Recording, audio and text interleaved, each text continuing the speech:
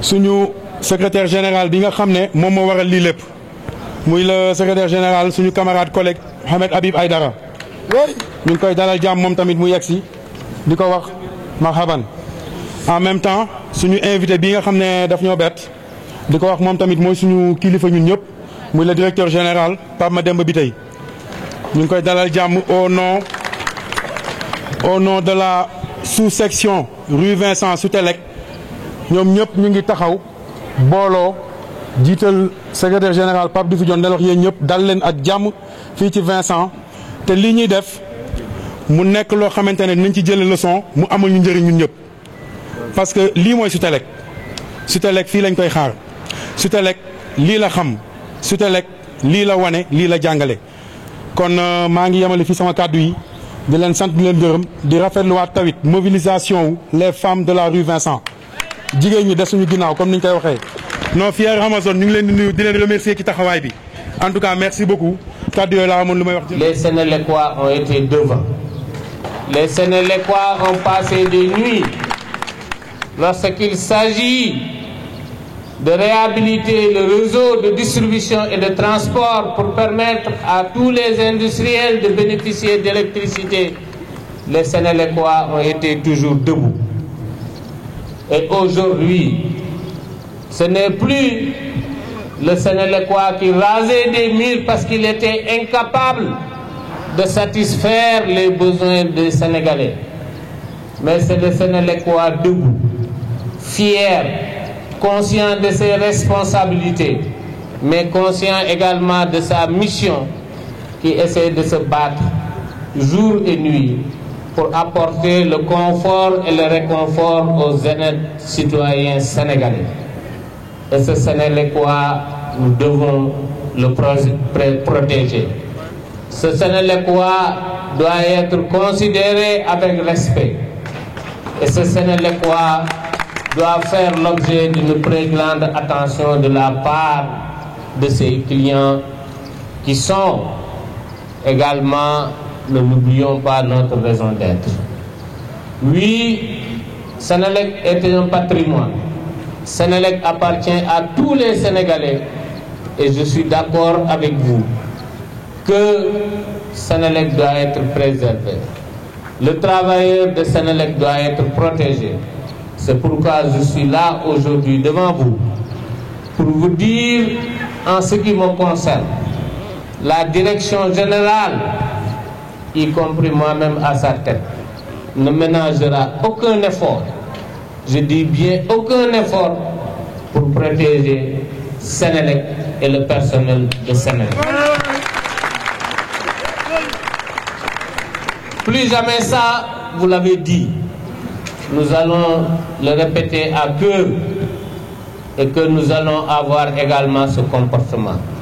Sachez que la direction générale, ce qu'elle doit faire, elle le fera en toute responsabilité et de concert avec les autorités de ce pays, qui, je puis vous rassurer, sont sur la même longueur d'onde que nous devons préserver Sénélec et le personnel de Sénélec. C'est pourquoi je vous rassure que ce combat n'est pas le combat de Soutelec. Ce combat n'est pas seulement le combat de la direction générale, mais c'est le combat de tous les Sénégalais. La preuve en est là avec cette forte mobilisation. Maintenant, je voudrais attirer votre attention qu'aujourd'hui, nous avons 2 400 000 clients. Je dis bien 2 400 000 clients. Regardez le comportement de ces 2 400 000 clients et que les quelques cas que nous venons d'enregistrer ne fassent pas qu'on fasse de l'amalgame par rapport à cette clientèle. Il y a une clientèle qui nous respecte, il y a une clientèle qui nous adule, mais il y a une clientèle qui nous admire. C'est pour cela, comme on le dit souvent, nous devons sortir la mauvaise graine dans le sac afin que ça ne contamine pas tout le reste pour gâter le truc que nous avons. Donc aujourd'hui, je voudrais vous exhorter et vous lancer un appel à continuer à être professionnel, à continuer à être ouvert par rapport aux clients, à rester à leur écoute,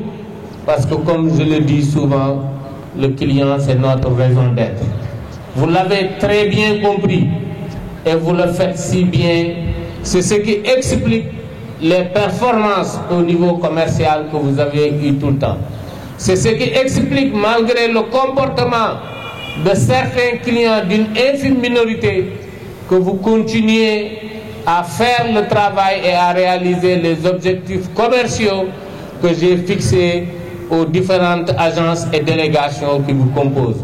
C'est pour cela que je vous exhorte à continuer davantage à ne pas faire d'amalgame.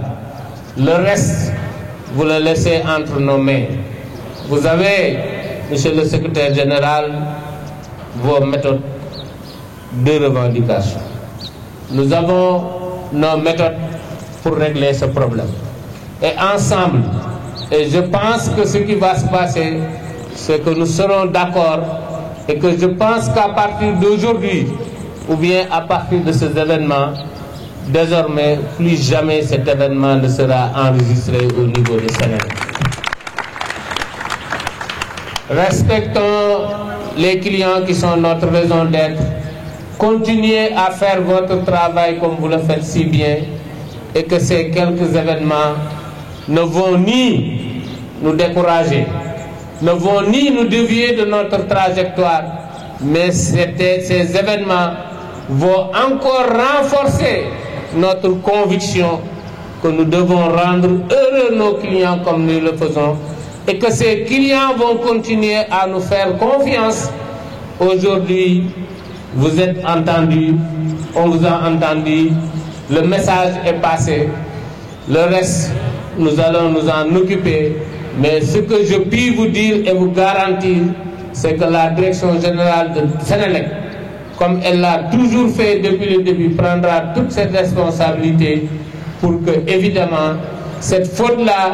soit corrigée et que plus jamais cela ne puisse se reproduire dans le périmètre de Sénélec. Voilà le message que je voulais vous passer, Monsieur le Secrétaire général, tout en réaffirmant la disponibilité de la direction générale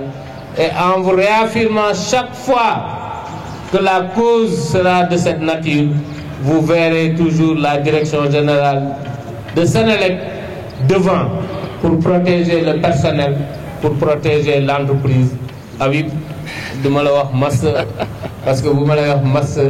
du ma la ko wax ci biir mbooloo mi wax naa la ko waxati la ko. Donc maa ngi sant ñëpp di gërëm ñëpp di nuyu le secrétaire général de Citelec, le secrétaire général du syndicat des cadres, les anciens yi nga xam ne ñoo ñëw tey teew fii fekkee ci jataay et également di nuyu la délégation de UNSAS, donc mooy centrale bi ak travailleurs yi nga xam ne ñëpp lañ fi fekk. di wax ne lii nag bokk na ci jataay yi nga xam ne dañ koy compter ci relation direction générale ak syndicat yi waaye dana ne chaque fois que bu intérêt Sénélec taxawee, chaque fois bu ñu waree bu intérêt personnel u Sénélec taxawee, man xam leen ne combat bu mu munti doon bu ngeen ko yëkkatee di ngeen ma fekk seen kanam mais du ma nekk seen ginnaaw di leen boobu.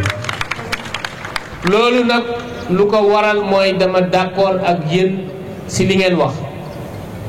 lii waratul am, lii waratu fi am parce que mission de service public lañu yore te mission de service public boobu nag wax dëgg yàlla ku seede xam ne dëgg-dëgg ay jéego am na ci. jéego yooyu nag bu amee c'est parce que personnel Sénélec moo taxaw def lu mu war a def, moo taxaw liggéey lu mu war a liggéey ba nga xam ne léegi courant coupétul ba nga xam ne léegi qualité de service bi baax na mais ba nga xam ne léegi courant bi mu ngi yegg fu nekk kon kooku nag su personnel boobu reyante ba yegg si indi société bi foofu noonu nga xam ne indi na ko fi kon yaakaar naa ne luñ ko war a delloo travailleur boobu mooy dañ ko war a respecter delloo ko njukkal jaaraamal ko ndaxte lii mu def yombul la preuve bu ñu fàttali ko ay at ci ginnaaw xam nañ ne lii compliqué woon na te jaxasoo woon na kon boog bu ko travailleur boobu liggéeyee ba yegg si fii kooku dañ ko war a protéger moo tax ma ne leen cause bii ngeen yëkkati bu ko défendre cause la boo xam ne direction générale dina si taxaw am ngeen nag seeni méthode xeex direction générale am na ay méthode xeexam mais xam leen ne ñaar yëpp dinañ daje pour mu nekk loo xam ne luy protéger patrimoine Senelec la luy protéger personnelu Senelec la parce que dama ne Senelec patrimoine national la boo xam ne sénégalais yëpp ñoo ko moom moo tax mu bëggoon ñëw rassurer leen ne leen seen combat bi du seen combat yéen kese combat bi autorité yëpp d'accord nañ si ne kenn warul agresser personnelu Senelec kenn warul dóor personnelu Senelec mais aussi kenn warul ko maltraiter ndaxte personnel la boo xam ne guddeeg bëccëg suba ngoon mu ngi jóg ngir lu fexe ba sénégalais yi nekk ci confort ak réconfort bu muy war a toll kon loolu moo tax ma ne leen xeex bi xam leen ne direction générale lépp lu mu ci war a def lépp lu mu ci war a taxawee dina ko def ba lii ngeen wax mu am lii dootu fi amati te lii dafa war a dakk bés ni ki tey parce que ay sénégalais lañ suñu liggéey la ñuy def lu ñu war a def la ñuy def kon boog loolu message boobu laa leen bëggoon jox di attirer nag seen attention si bu ñu nangu nag ñu jaawale wala ñu juum parce que dama ne Senelec 2,4 millions clients la ñu am te sur les 2 yu ñu amagum bu ñu fexe ba jaawale ñeneen ñi nga xam ne respecté nañ ñu ñeneen ñi nga xam ne jox nañ ñu cër ba nga xam ne nu ngeen leen doon traité ci agence yi wala nu ngeen leen war a traité cas yi tax ngeen wàññi ci dara loolu buñ ko nangu parce que ñun dañu am culture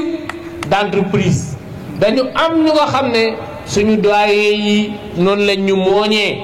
ñu nga xam ne moom lañ door a taxawoo client bi loolu buñ ci teggi benn arfatal ay ni au contraire événement yii daf ñu gën a war a réconforter wan ñu ne dañu war a gën a taxaw ci côté client bi dañ ko war a gën a jox respect bu ñu war a jox dañ ko war a gën a taxaw dañ ko war a gën a conseiller dañ ko war a gën a dimbale ndaxte buñ ko joxee lu gën a métti kon li gën a yomb war nañ ko mën a jox ci moom nu mu ko bëggee moo tax dama ne bu ñu nangu ñaari pomme de terre yi nga xam ne ñoo yàqu ci biir saako bi mu yàqu saako bi d'accord naa nag ak yéen kër ñooñu nga xam ne dafa yàqu dañ koy génnee seppi ko sànni ko fële continuer suñu kii bi préserver ko ba nga xam ne ëllëg ci biir Senelec bi nga xam ne moom la sénégalais yi nawoon Senelec bi nga xam ne moom la sénégalais yi bëgg a gis mais Senelec bi nga xam ne moom la Sénégal mérito ñu mun ko taxaw parce que lii bien précis la boo xam ne famille bi yëpp muy Sénégal ko moom ñun ñu dénkuñu ko kon dinañ ci taxawu nuñ ci war a taxawoo nuñ ko war a defee en tout cas monsieur le secrétaire général monsieur les secrétaires généraux maa ngi leen di garantie que ni direction générale Senelec tant que maa ngi fiy nekk lii moom bu soobee yàlla dootu fi amati te lépp luñ ci war a taxaw dinañ ko ci dox dinañ ko ci wax ak suñu moteur ak li nga xam ne moom la ñu suñu responsabilité sant ba nga xam ne loolu dootu fi amati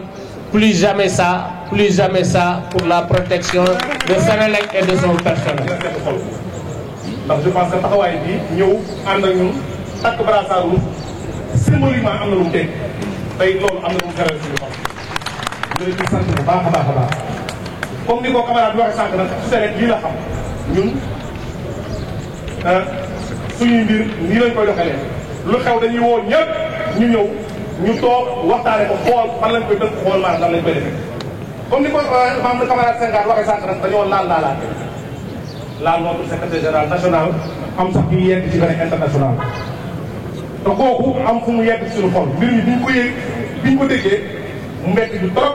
am fu mu yegg ci ñun parce que man sax mën naa comprendre ay violence verbale ay loo xam ne ni xëy na violence morale maanaam yu demee noonu waaye nag bu ñu yeggee nag ci agence Senelec bay atteindre intégrité physique loolu nag dafa nekk dañuy yëg lii nekk yàgg am peut-être dina am camarade yi ñëw def ay témoignage yoo xam ne nii xëy na dina gën a mën a firndeel ne lii yàgg na am agence Senelec c'est symbolique. dafa jot nag lii mu doon loo xam ne day yàgg ci suñu tey comme ni ko DG wax te am nañ ci yaakaar bu baax ndax mbir mi fi mu toll nii ci biir Sénégal nga yem lii ñu def nii kenn ku nekk sañ na ko tey ci sa biir entreprise waxtaan sa kilifa toog ne dinaa faj dégg nañ la bu baax a baax wax te jàpp nañ ne kàddu boobu dana amee noonu nga ko waxee mbir mi nag dañoo bëgg mu dem jusqu'au bout et j'ai xol bu rafet la yor ku gaaw a baale la waaye ñun baalewuñu ndax c'est pas la personne de EG qui importe waaye lii ko daal mënoon na dal ku nekk ci ñun c'est que agence Senelec waaye ku doon juróom yërëm leen on les appelle les soldats de l'électricité c'est pas trop soldats yi ñuy demee au combat di perdre des vies ñun noonu la ñuy demee au combat di perdre des vies mais loolu dañoo war a delloo ñu dëkk coono yu métti la ñuy toggoo ngir nit ñi mën a am seen confort si maanaam seen biir kër est-ce que loolu mën na koo boole ñuy dóor loolu DG vraiment bëgg nañ à partir d'aujourd'hui xam nañ ne ni nga ko waxee ni nga ko defee noonu mais bëgg nañ mu tàgg ca gën gaa rafet anam lii ñu def ni bu ñu sañoon am ndax bu ñu sañoon yëngu-yëngu kenn du ko dégg biir Senelec ndax comme ni nga ko waxee am nañ avancé yu bari yu ñu def waaye nag trop c'est trop dëkk bi lu yëngu rek nit ñi li ñuy njëkk a def mooy saccagé Senelec yi yàq fii dóor agent yi fii toj oto yi fii am nañu agent boo xam ne sax otom nekk wala Touba mais loolu kenn xamul lu ñu yuuxu nag dafa jot parce que dañoo mun ba sonn ñun bi dëkk bii lañ dëkk. mënuñoo dem Mali mënuñoo dem Nigéria mënuñoo dem Sénégal gii lañ dëkk Sénégal gii lañ nekk ay liggéeykat doon liggéeykat comme liggéeykat yëpp. il va falloir que vraiment xaw ma nguur gi xaw ma Senelec xaw ma ku mën a doon mais intégrité agent Senelec yi ñu sàmm ko ci gën gaa rafet anam. vraiment ñu ngi lay sant bu baax a baax DG on a confiance en vous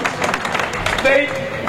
li nga wax xam nañ ne dinañ maanaam dinañ ko defee noonu Senelec na soobu ci lii réglé ko une bonne fois pour tout comme ni ma ko waxee sànq c'est pas la personne de Aliou qui importe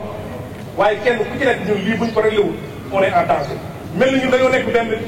kii boo xam ne rek buñ génn ñu ne dóoral defal loolu vraiment il faut que Notre joie et notre fierté d'être parmi vous à l'occasion de ce moment exceptionnel où la famille Senelec, dressée comme un seul homme, se met en face de la violence et décide d'enrayer la violence dans son espace de travail. Le message de l'UNSA, c'est un message de solidarité, un message de soutien, mais également un message d'encouragement à faire face à la violence. La question de la violence dans les espaces de travail est très très complexe. C'est le cas le plus manifeste qui nous a fait tous sursauter et qui nous a valu cette assemblée générale, mais la violence auquel les agents sont confrontés de jour comme de nuit, elle est sournoise, elle existe, elle est une réalité. C'est pourquoi l'UNSAS voudrait encourager l'entreprise à engager une démarche de prévention de la violence. Vous l'avez dit, la Senelec est un fleuron de l'économie sénégalaise. C'est une fierté nationale, la Senelec.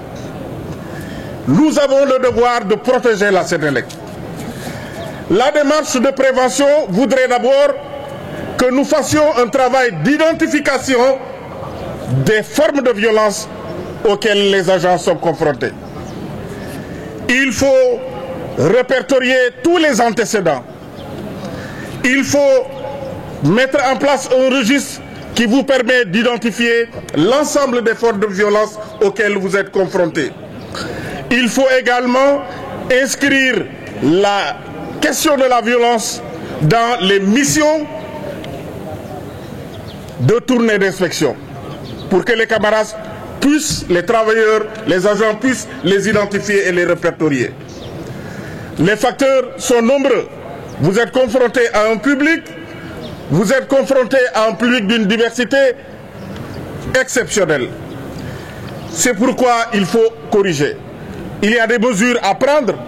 Il y a au niveau de disons des services des mesures à prendre. On sait déjà que la Sénélec est là-dessus.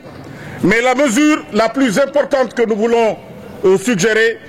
dans la prévention, c'est les activités d'information et de communication à l'endroit du grand public. Ce n'est pas tous les Sénégalais qui sont conscients de l'intérêt et de l'importance de Sénélec. C'est pourquoi, à travers les médias, l'entreprise doit mettre en place un plan de communication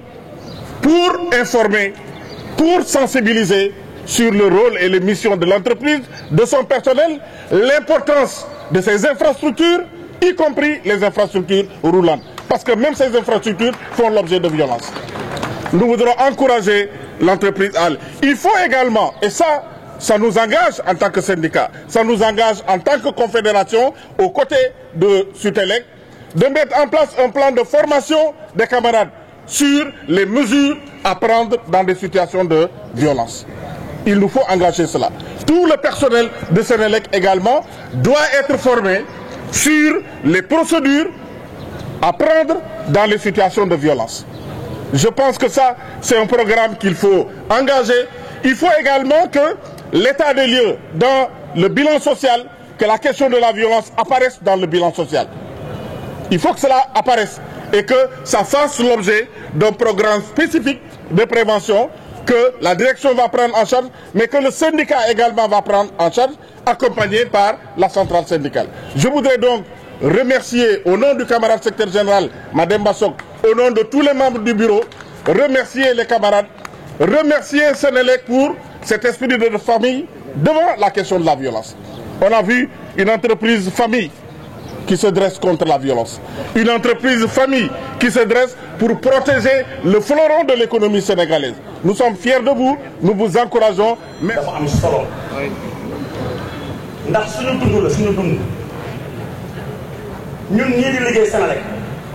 dem nañ ba tey actuellement ñemeetuñu génn suñuy oto da ngay ragal non loolu dafa métti dóor nañ fi nag nit ba sànni ko ci àll bi je pense gis ngeen ko ci communiqué bi ñu bind ñu wax si direction am na lu ci def waaye nag des na la direction générale bu ñu ko waxantee rek li ngeen war di def ci taxawaayu attaque yi ñuy def travailleur Sénélec yi monsieur le directeur général ça reste loolu moom foog ñu wax leen ko et je pense que ne loolu may wax nii ci sama kàddu man gese kàddu wu ñëpp la ñuy ñëpp est-ce que seen kàddu yi dina wax ndax mu ngi commencé ëpp te dañuy wax tey bu ñu nee plus jamais sax dañ naan lu ëpp dafay tuur ndax yuuxu nañu fekk nañ agence Sénélec ci biir agence am yuuxu ko saago ñu wax nañ ci wax peut-être ay wax la rek ñu gérer ñu jël nit dóor ko ñu waxaat ci nit ñi waxtaan seddal tey nag ñu dem nag ba naan kii nii ñun ñëpp xam nañ li ci fetal xool leen fetal ba léegi fu ñu ko tiimale xam ngeen sa fi dootul dara monsieur le secrétaire général merci ndax da ngaa njaboote xam li nga njaboote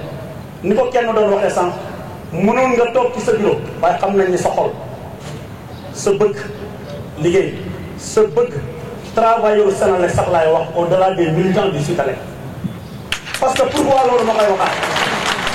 ñun ñëpp xam nañ ni coow yàgg na fee am ci ay travailleurs de la Sénélec bu yàggul mooy agent yi amoon situation bi à Rufisque je pense waa Rufisque peuvent en témoigner agent yooyu bañ leen woowee ndax une convocation denc leen ci groupe bi mën ak yow bi ñoo fi jiitu xooloo ndax say militant lañ wala duñ say militant bañ la woowee wax la ko rek da ngaa jóg woo ma ñu ànd dem foofu donc sa xol rafet na sa liggéey rafet na ci travailleur donc loolu ñu ngi la ciy jaajëfal di la masaw na di wax ni ko gars yi doon waxee bu ñu génnee ci lii incha allah danañ la defal benn formation ci benn 2 jours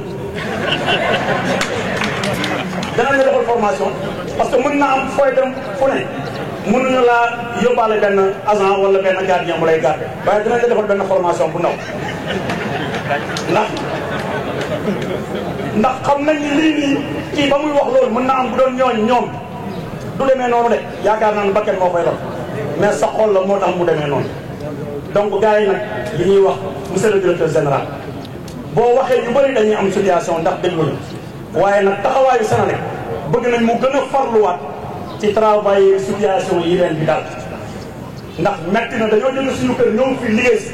pour am lu ñu yóbbu suñu waa kër ñëw ñu fii pour ñu ñuy menacé di yóbbu suñu fit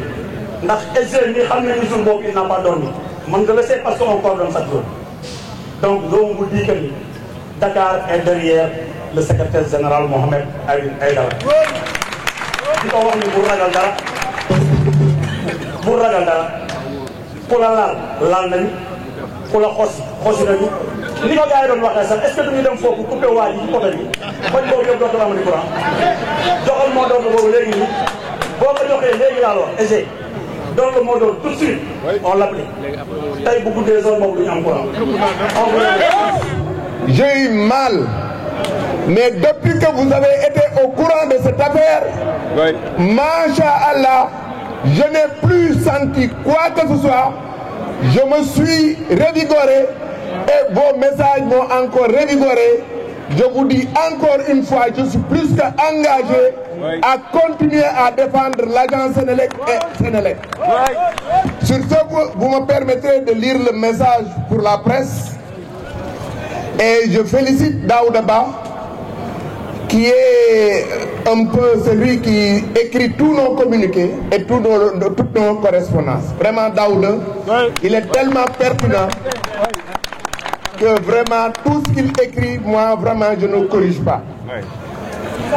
Le communiqué, le titre du communiqué, c'est Erga Omnes, qui signifie que la loi s'applique à tous. Les militants et sympathisants du Sutelec, réunis en assemblée générale ce jeudi 22 février 2024 au siège Vincent de Dakar, expriment leur profonde indignation suite aux multiples agressions, aussi bien physiques que verbales, dont font l'objet les travailleurs de Senelec et les prestataires dans le cadre de leur service, de leur mission de service public.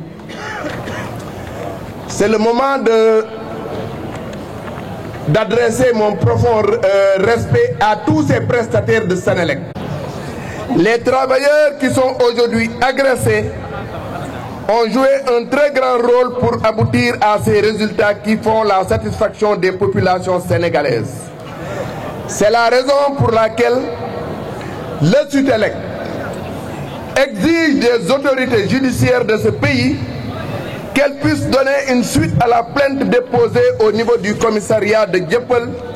et que le coupable soit puni conformément aux dispositions du code pénal. Le Sutelec met en garde les autorités étatiques et judiciaires que le Sutelec ne cédera devant aucune pression ou tentative d'étouffement des agressions qu'ont subi l'agent Saliou Ndiaye à Louga et l'agent Mohamed Habib Aïdara, chef d'agence de Senelec Sacré-Cœur. Le Sutelec rappelle que le Sénégal est un pays de droit dans lequel nul ne saurait être au-dessus de la loi. Le Sutelec alerte sur les éventuelles conséquences négatives de cette violence sur la diligence des dépannages au niveau du réseau par les équipes techniques, mais surtout sur l'exploitation commerciale. Le Sutelec rappelle à l'État et à la direction générale de Senelec